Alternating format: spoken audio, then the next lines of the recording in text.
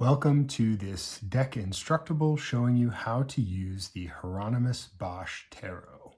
This is a deck that I started creating in 2020. It was finally released in 2021, and Rockpool Publishing took this deck and just ran with it. They did fantastic work. They maintained the full card borderless art, which I really like. They added these blue edges to the cards, which is really beautiful. And they really did the box justice. So Hieronymus Bosch was a painter from what would be the modern day Netherlands, but he painted during the late medieval, early Renaissance period. And he did these really beautiful, very intricate paintings, almost with a Where's Waldo feel.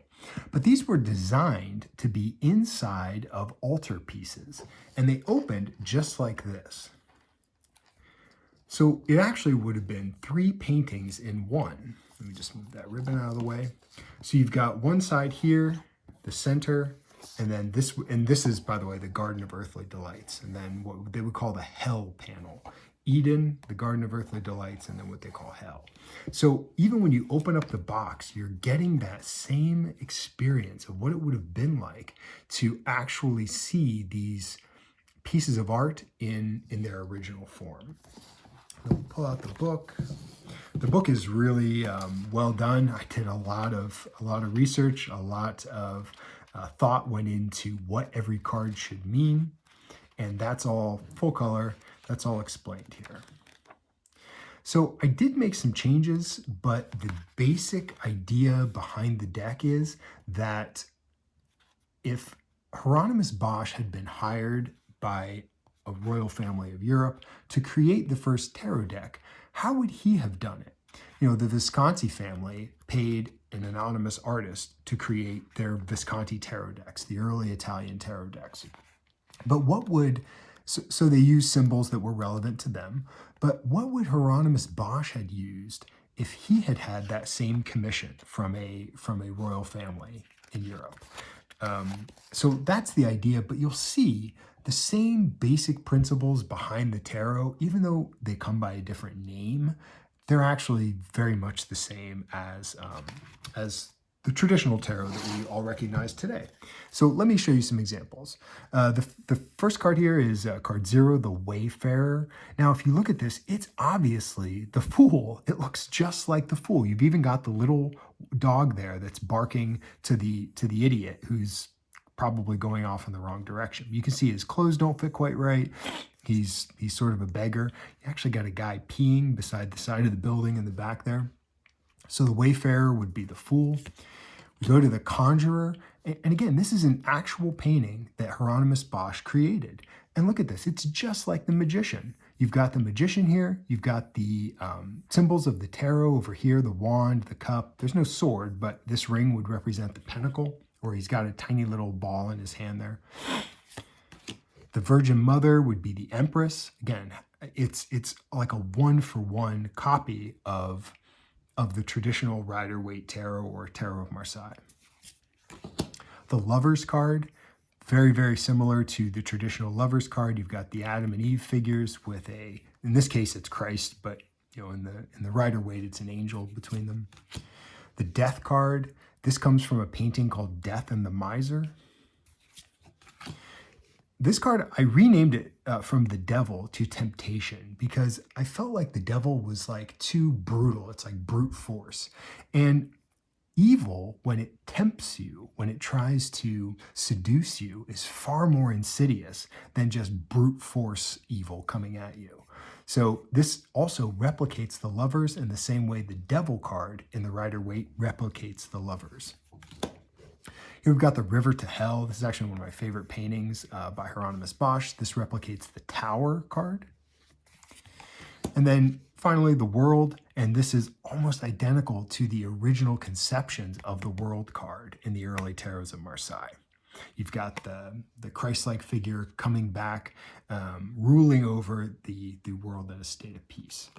So that's just a few examples of how the deck is actually really similar to the traditional tarot.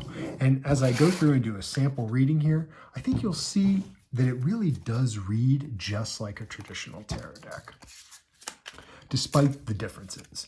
The minor arcana is pretty drastically different from the traditional tarot, but it's also easier. There's no numbered cards. They're all court cards. So you've got, for example, the knight, the king, the queen, the ace, none of the numbered cards. And it's broken up into suits that Hieronymus Bosch likely would have used. So I let Hieronymus Bosch tell me what he wanted the suits to be. Here's one, for example, it's skates. A lot of his paintings had people skating in them on ice skates. So in hell, the original conception of hell is that it was a place that was really, really cold. And so a lot of his figures were skating around on these cold ponds of ice or rivers of ice. So skates was one. He used books very, very often. He used berries. Berries were considered a sign of fertility, but they could also be considered a sign of lust, a symbol of lust. So I put berries in there as one of the suits. But then you've also got the traditional ones, swords, cups, and pentacles, and a few others. So I'm just going to do a quick 3-card reading here so you can get an idea for what the deck looks like and how it reads. All right, so the 7 deadly sins are represented in this deck. So it's 8 suits of 7 cards each. In this case, it is the sin of pride. We'll say this is the past position, present position, future position in this 3-card reading. The Ace of Coins, these are tarts. There's a, this is really obscure. There's a saying in the Netherlands that you're rich enough to have tarts on the ceiling. It's sort of like saying the streets are paved with gold. Well, these tarts would be like your shingles of your house. So that's the Ace of Coins. Then in the future position, it is the Knight of Berries. And like I just said previously, berries were a symbol of lust or sexuality. And you can see here, this knight, he's got this berry over his groin, but his hands are also covering his groin. And where's his head? He's underwater. He's doing like a handstand underwater. And the berry is all that's exposed, and his privates there are all that's exposed. And one cool thing about this deck is it does have the meanings written right on it. So in this case, dissatisfaction or a talented person. The Knight of Berries is talented because he can flip himself upside down and stay underwater without using his hands. But it also represents dissatisfaction. Why is he doing this? You know, why is he covering his groin and his lust is on full display for everybody to see? These are questions that you can sort of ask yourself to try and get your reading moving in a particular direction. The Ace of Coins, financial success, riches, and wealth. That one I think speaks for itself. And the Ace of Coins is pretty self-explanatory. And then the Sin of Pride, appearance, vanity, physical well-being. So I'm just going to try to put these into context of a reading that I would do for myself. So sin of pride being in the past would say I care too much about what people think of me. And that's something I've really been taking a hard look at in my own life. So trying to care less about what people think of me and more about, am I getting the job done? One example of that would be in my fighting career. I started physical training because I really wanted to just look good and have muscles. But now that I've been training in boxing so much, I realize some of the strength training I was doing was screwing up my body for boxing because I couldn't throw punches as well because my muscles were all worn out. So I actually had to reduce the amount of strength training I was doing to increase the amount of boxing training I was doing. So I think that connects to that pretty well. And then you've got in the present position here, Ace of Coins, financial success, riches, and wealth. So this year, I have a lot of projects that I'm trying to undertake everything all at once. Money is on my mind a lot, mostly because I need to acquire some funding to get these projects off the ground. So yeah, Ace of Coins in my present makes a whole lot of sense. And this scares me a little bit. So Knight of Berries, that dissatisfaction, in the future, and especially because it relates to sort of lust or physical matters, yeah, I could see me getting distracted with another relationship or something like that, and it really impeding the success that I'm trying to build for myself.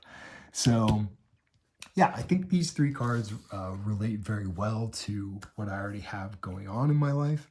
And then let's just take a look at a couple more cards here. We've already seen some of them. This Paradise card represents the Temperance card.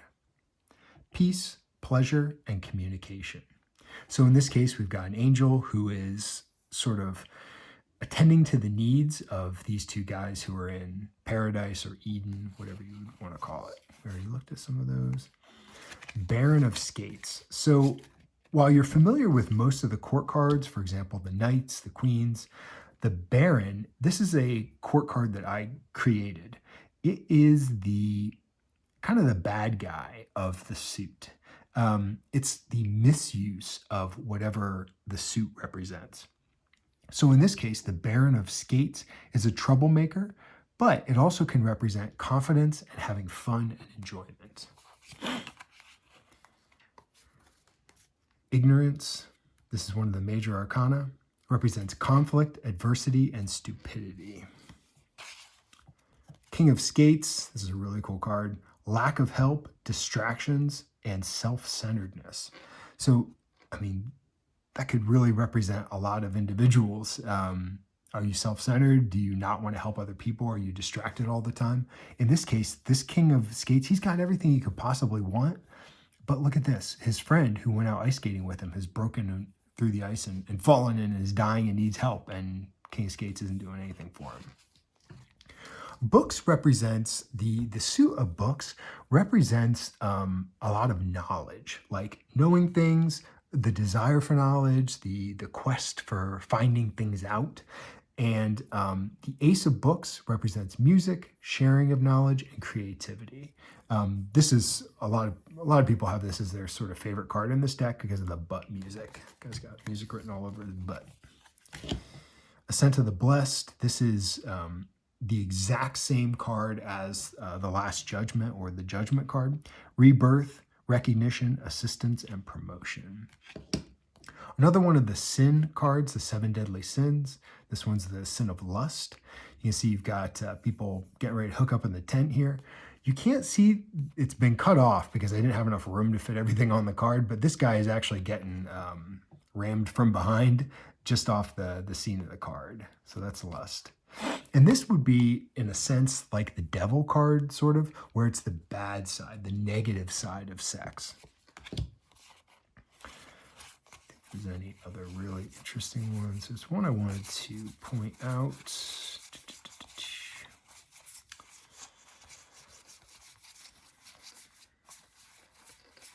What's going to be the last card in the... Here we go. Okay, so the Flower Pusher. This is the card that inspired me to create this deck. So this little tiny image comes from this humongous painting. I had to go through and isolate. You can see right there's the Knight of Berries that I was just talking about. Right here's where the Flower Pusher is. It's almost like Where's Waldo? There's all these little scenes of stuff happening. And I went through and cut these all out and turned them into a card to try to apply it to the tarot in some meaningful way, to find the spirituality in each of these little tiny scenes and what's going on. And that took a lot of work, and it was also really taxing on my computer. So I started working on this in 2017, but my computer actually couldn't handle it. The graphic image files were too large. So I had to wait until I got a better computer to go in and be able to actually work with and manipulate the images. So the Flower Pusher, this is a combination of justice and strength. It's both of those cards put together. Card number 11, force, justice, and strength. Now, how does it apply to both? Well, I think the strength aspect of it is sort of obvious. It's one person overcoming another. But the justice aspect is maybe a little less apparent. Well, this guy's bending over. He wants it to happen. So it is justice in the sense of he's getting what he deserves or what he wants to have happen. It's also justice in the sense of we all love the idea that courts and judges are fair and that they distribute justice the way they're supposed to, until we're the one on trial. When a cop pulls you over and wants to give you a speeding ticket because you were going, 10 miles over the speed limit, that part we don't like so much. Then justice is not being served. But that's us getting these flowers rammed up our butt. Hey, we elect our officials. We decide what the laws are going to be ultimately. And when they come back and we get it rammed up our rear end, then it's not so much fun. So I felt like this is a great combination of justice and strength in one card. And it solves that argument of, should justice be the 7th card or the 11th card? Well, sorry, the 8th card or the 11th card? Well, now we have our answer. So that is my walkthrough of the Hieronymus Bosch Tarot. I hope you found this interesting. If you already own this deck, I'd love to hear your experiences using it. For a lot of people, this is their favorite deck because the imagery is so incredible. I mean, Hieronymus Bosch was just a fantastic artist, and his workshop produced tons of really cool art in a time period when, I don't know, you might not think stuff like that would be common or would be appreciated by that audience, but it really was. So that's it. Hieronymus Bosch Tarot. Hope you like it.